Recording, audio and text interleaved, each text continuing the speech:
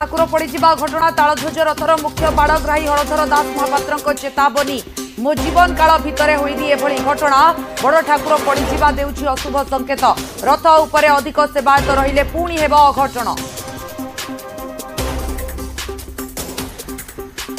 शरधाबाली रे तीन रथ नंदीघोष रथर है दक्षिण मोड़ गतकाली नाकचणा द्वार में लगी तालध्वज और दर्प दलन आड़प दर्शन पर भक्तों लंबा लाइन गुंडीचा मंदिर में सरी आसुची महाप्रभु लीला खेला सोमवार बाहुड़ा यात्रा प्रस्तुति काली खोली पारे रत्न भंडार आज आसीपारे एसओपी रत्न भंडार को नहीं सामना को आसुची रोचक तथ्य भीतर भंडार भितर रही एक सुड़ंग कौन जरूरी स्थित अलंकार बाहर को नेबा पई सुड़ंग व्यवस्था न्यूज 18 को सूचना देले तदारक कमिटी सदस्य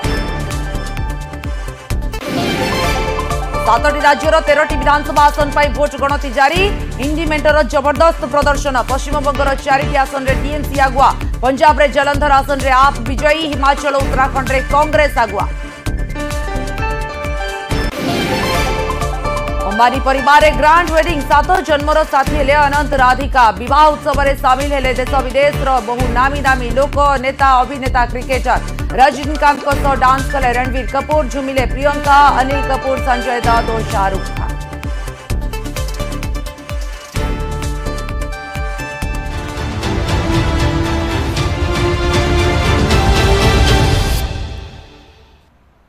नमस्कार बुलेटिन को स्वागत आड़प मंडप को पहंडी विजे बेले तालध्वज रथर चारमाल उपरे प्रभु बलभद्र पड़िजिबा घटनार प्रतिक्रिया रखिछंती बलभद्र मुख्य बाड़ग्राही हलधर दास महापात्र से कहिछंती एभली घटना तांको जीवन काल भितरे केबे भी घटी नथिला जहा चलित वर्ष आड़प मंडप पहंडी बेले घटिगला बाहुड़ा यात्रा रे जदि रथ उपरे आवश्यकता ठारू अधिक सेवायत रहिबे तेबे पहंडी रे विभ्राट हेबे बोली से चेतावनी दैछंती महाप्रभु नीतिकांति विभ्राट रथ उपरे माल माल सेवायत श्रीमंदिर प्रशासन कोहल मनोभाव जो एते बड़ अघटन घटीगला प्रभु बलभद्र रथ उपरे अनधिकृत बा पाली नथिबा सेवायत माने रथ उपरे रहिथिले पहंडी बेले जेतिकी संख्यक सेवायत को आवश्यकता रही ताठू अधिक सेवायत रहिबा द्वारा एते बड़ अघटन घटीगला प्रभु बलभद्र चारमाल उपरे एभली हामुड़े पड़िबा एक प्रकार अशुभ संकेत देउछि बोली बाड़ग्राही हलधर दास महापात्र कहिसंती श्रीमंदिर प्रशासन सबु दिगरे विशेष ध्यान देवार निहाती आवश्यकता रहुछि नचेत आगकू आहुरी किछि बड़ अघटन घटिपारे बोली सूचाई दैछंती बलभद्रଙ୍କ बाड़ग्राही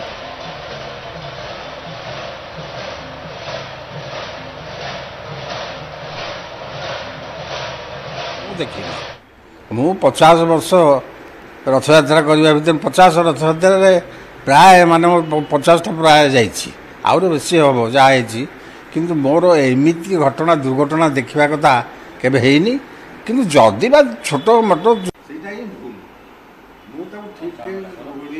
ना ये घटना केबे मु देखिनी मु 50 वर्ष रथयात्रा करबा भितर 50 रथयात्रा प्राय माने 50 प्राय जाइछि आउर बेसी हबो जाइछि किंतु मोर एमिति घटना दुर्घटना देखा कथा केबे हेइनी किंतु जदि बा छोट मोट दुर्घटना घटिछि सी सब पास कर से दुर्घटना को देखी माने तार अघटन को रास्ता सब देखी रथ उपर भी देखी एमती सब छोट मोट घटना घटुची घटले भी बर्तमान प्रशासन को 20 वर्ष पूर्वर एवं 20 वर्ष मध्य कहगला जे बर्तमान तेमे ये रथ उपर शह शह लोक आसिक चढ़ी बसुँच सेवक किंतु से बड़ असुविधा आम कर क्या आम गोटे जगन्नाथ को बलभद्र को बुलेला बेलू रथ उपर उठे आम बुली पाऊनु से दिह जा बाजिले दिहरे आम जो 3 जन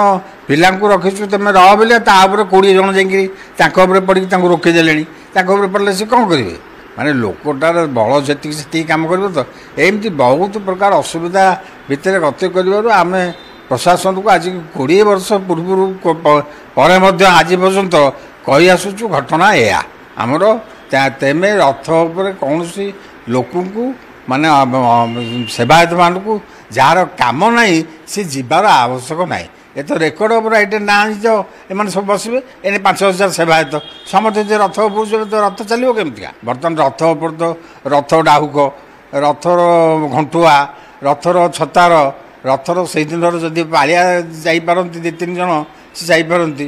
ରଥରେ ଦଇତା ବର୍ତ୍ତମାନ ରଥ ଫାଙ୍କା ଯିବ, ପବ୍ଲିକଙ୍କର ଦର୍ଶନ, ପବ୍ଲିକ ଯାତ୍ରା, ଚାରିପଟ ଯାକ ଲୋକ ବର୍ତ୍ତମାନ ଭକ୍ତମାନେ ଦେଖୁଛନ୍ତି। ଦୂର ଦୂରାନ୍ତରୁ ଆରମ୍ଭ କରି ଟିଭି ପର୍ଯ୍ୟନ୍ତ ସମସ୍ତେ ବର୍ତ୍ତମାନ ଜଗନ୍ନାଥଙ୍କର ଯାତ୍ରା ଦେଖୁଛନ୍ତି।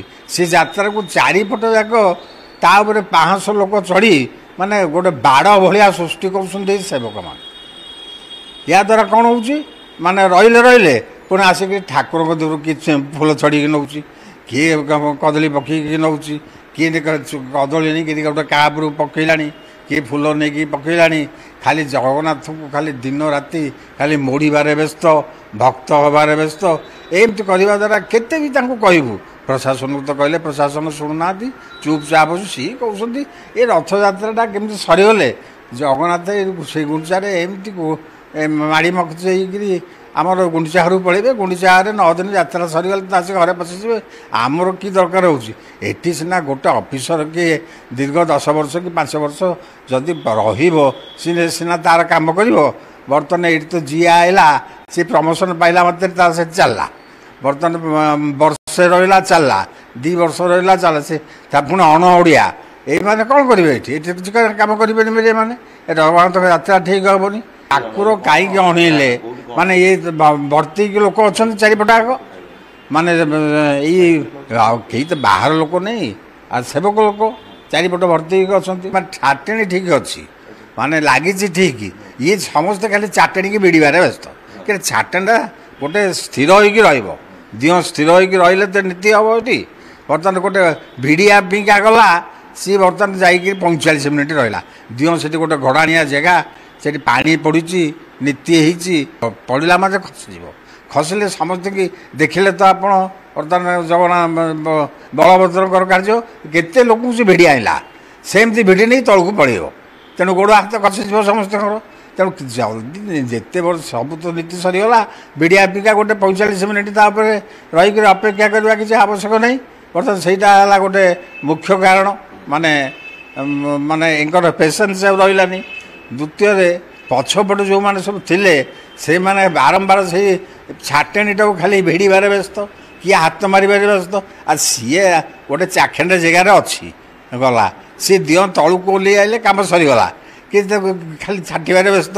ସେ ଯେଉଁ ଆମର ଅଛି ତାହିଆ, ତାକୁ ଭିଡ଼ିବାରେ ବ୍ୟସ୍ତ। କି ତେବେ ଟାଇଆ ତ ତାର ସେ ମନକୁ ହଲିବ, ଛାଟିଣୀ ପାଖରେ ଟାଇଆଟା